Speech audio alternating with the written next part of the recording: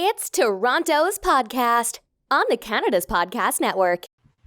Hi everyone, and I'm Phil Bliss. Welcome to Canada's Podcast Network. This is one in a series of specials on COVID-19. Today I'm going to revisit and chat with someone who's become a friend of mine. It was one of our early interviews, Patricia Conlin of Global Consulting Group, and she's going to give her perspective on just sort of what she thinks COVID-19, how it's impacting her, some ideas. So hopefully it'll be helpful for everybody. Hey Patricia, hi again. I'll do a little gig because Patricia's a friend of mine as well as being someone that you've listened to on Canada's podcast.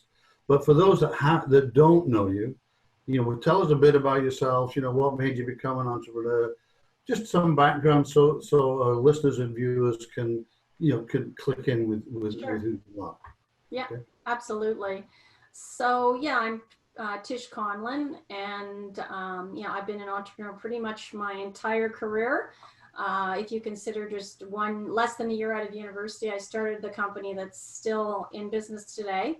So that's quite a few years, and we started as a talent solutions company, really focusing on executive search, and that sort of came out of nowhere, having graduated with an arts degree in a recession. But I've gone through many ups and downs. Wouldn't change it for anything. Being an entrepreneur is part of who I am. Creative expression, love to grow a business as well. So my passion for health and wellness started off as a hobby and then a side gig. I've actually incorporated it into my company and turned my business from one-dimensional to multi-dimensional with a successful speaking career, online training and webinar coach, resilient training. I'm also a registered holistic nutritionist and a black belt martial artist, and I combine all that for my performance coaching, and that is really fulfilling for me. And you got kids. I don't know how you fit in.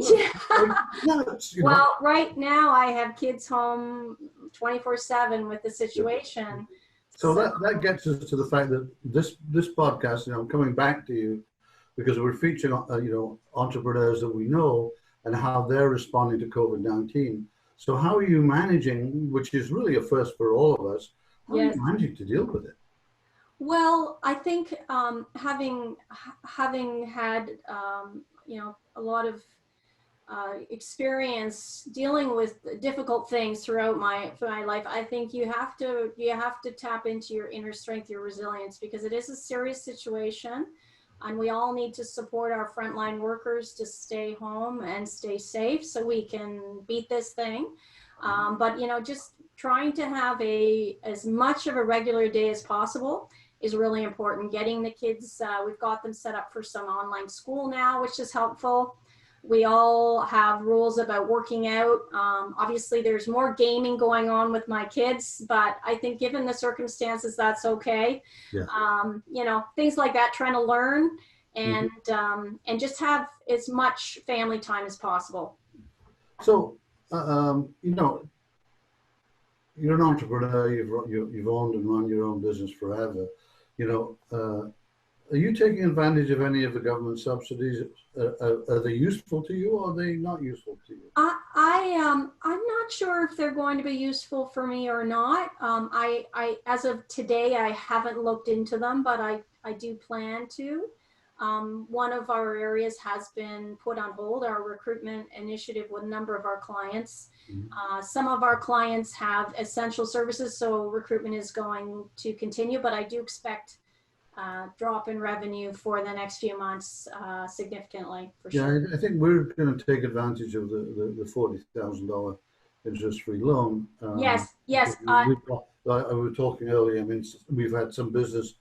We haven't lost it. It's been postponed for the moment, kind of thing. Yes, I think that's a great initiative with the banks. I definitely will take advantage of that as well. Yeah, they're pretty busy. I've been working with them.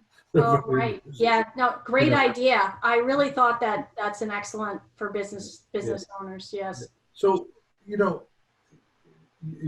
in recruitment, executive recruitment, IT recruitment, and lifestyle and training. How will, we already, there's a massive change in the way people are working. Many of us are still working. We're just not going into an office. We used to go in maybe half of the week and a half at home. Now we're 150% at home. How's that going? I mean, we're not going to go back to where it was, I don't think.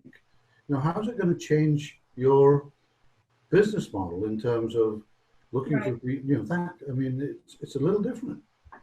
Well, a lucky or good intuition or good timing is I've been considering moving towards a remote setup for the last year, as I have a small team and some independent contractors. And so late last year, I did sell my corporate building, and I moved to a fully remote setup with all the video conferencing tools for my team. So that's been really lucky. Yeah. Yes. Some of our core businesses as well. Recruitment is only one of our core talent services. And we do have an excellent remote recruitment program, an RPO, recruitment process outsourcing. We've been running with several technology companies for years. So I expect that to grow in the future because we have all the tools set up for that. So even our one client who canceled is going to have needs in the next few months. And we do have a fully remote outplacement program as well. And so we're getting a lot of interest in that because it combines all the nuts and bolts of helping people get back on track and job search and LinkedIn profile with health and wellness and stress management tips in our online library. So we have a really great team delivering remote outplacement services.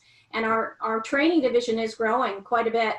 We've several clients retained us for full year programs for staff training because there's a lot of soft skills needed out there in the workplace. So we're actually quite busy right now.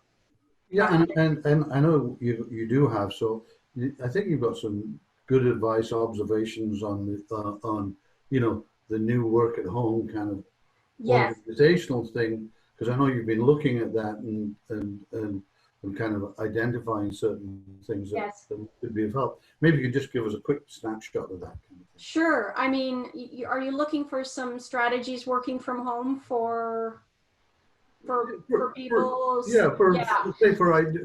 For your audience, the IT audience, I think it's not just that. I mean, some of it will be general. So yeah, what I've noted, I mean, at least for me, I can only speak for myself, and I've worked from home for a long time, so I'm used to it. But I think it's really important to try to get into a routine. Get up in the morning and get into clothes. Try not to live in your pajamas, for example, because you can start to wear you out. I can't do that. The other thing is start planning. Now you're at home, plan your day so there's separation. So there's a work component and then there's a home component. And so try to be grateful as well. Each day there's some good news and some really scary news coming out. But try to think of things that you want to do with the kids, for example, small things. Like my kids and I go outside every day for 15 minutes in the backyard and we play soccer. It's part of our routine. It's healthy and we all look forward to it. So getting things you can do every day that are healthy habits is really important. And also when you're working remotely with coworkers, make sure you project as much enthusiasm as you can. We're all in this together and we're all stressed out. So tempers sometimes fly. So if you can be the person who's positive, who's got a smile, that's going to be infectious and it's really going to help people get through this. So I think when we're talking to people online, ask how they're doing, connect with them emotionally, take a moment to just say hello. And I think that's going to help build those connections we can't have physically right now and help us get through this all together. So this is sort of looking for that gem from people. This crisis, it has devastated businesses. It's not it has already. I keep using this example of I interviewed the CEO of a company called WagePoint last week, and he said within 5 days of it's a payroll company, of things happening. You know, ROEs went from 200 a day to 2,000 a day. And he thought they would be at 5,000 a day within another 5 days. So, I mean, so that it's like, Yes. You know, that his big problem was his own workforce, because they know what ROEs are, and he's going, my God, this is terrible. So amid all of this, I kind of been asking, do you see a silver lining that maybe you can snap at people and they can listen to you, and, you know, is there a silver lining coming out of this? Well, I mean, I've been obviously thinking about this situation and reading. It's very concerning. It is serious. I think everyone needs to take it seriously and stay at home. And even the way we practice social distancing has to be it has to be better, I think, in Canada, so we can beat this. But the silver linings, I mean, in any terrible situation, it's sometimes hard to see any silver linings. But if, you know, everyone can work together, we have that renewed commitment as Canadians and also globally as human beings to beat this. Also, the world was so rushed and so fast before. Now we have a chance to slow down and spend time with our families. One of the biggest things coming out of Wuhan were from some of the people, and they seem to be largely past it, which is good news, is just the time that they never had with family, and that's precious. So take the time, play games, do fun things with your family. I think it's really important, and those will be treasured memories. It's an important thing. I mean, we did, it wasn't with family, but some best friends. I mean, we've had 2 dinner parties now. You know, we're just, Saturday night we just get together. There's 6 or 8 of us, and we have a dinner party. Via Zoom? Yeah, it went on for 3 hours. Yeah, absolutely. That's the other thing. Our technology is helping us. Yeah. You know, from the world standpoint, pollution levels are going down, which is a practical thing we can solve. You know, we're giving some of the animals a break. Something behind me has never been cleaner, I can tell you. So, you know, that is actually short-term pain, maybe for long-term gain. Yeah, that's right. Also a wake-up call for many people who are living unhealthy lifestyles to maybe become healthier for future, and, you know, strengthen their immune system. I've talked to a lot of people who are taking it seriously and eating really well right now, and that's good news too. So, and, you know, companies have a chance to sharpen the saw, as they say. It's a great time for learning now, because everyone's always so busy in the past that you can learn new skills right now. Soft skills, hard skills, introspection, read that novel you always wanted to read, you know, watch that show you've been putting off, all those things. It's a great time to do that now, because we will get through this. Read and look where the optimism is, you know. Not, you know, media and does tend to focus on the catastrophes, but if you look, you'll find that there are people finding new things and making headway, and learn from that. That's likely the future. You know.